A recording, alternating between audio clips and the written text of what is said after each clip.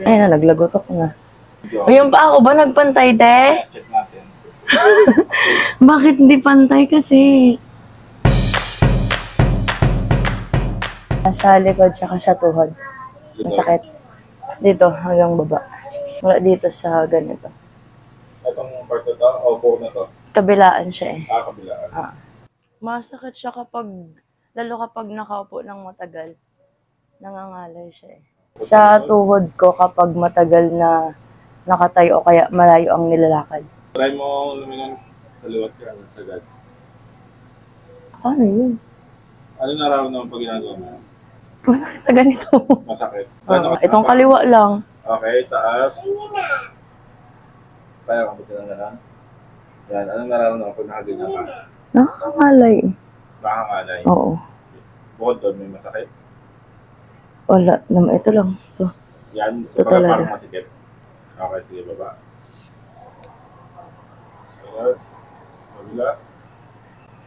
Alam, hindi masagad. Okay, ano nararamdaman pag ginagawa mo?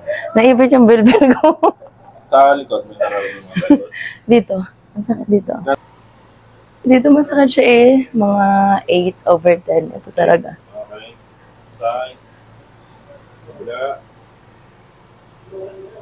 Ay na, naglagotok na.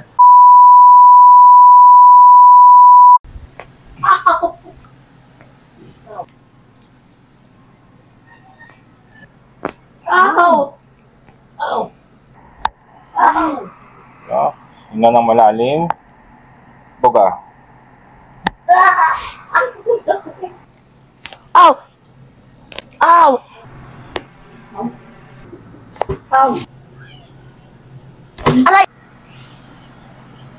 Aray. Ow. Aray. Wala na. Kaya, putin. Ano nararamdaman mo? Meron pa yung sa likod na sinasabi mo hindi ito? Wala na yung sa likod. Wala na. Okay. Wala. Wala. Meron pa? Wala Sa na. lower back? Wala naman. Meron ka pang nararamdaman? Wala na. Sabi mo kanina masakit dito? Wala na. Wala na. Okay.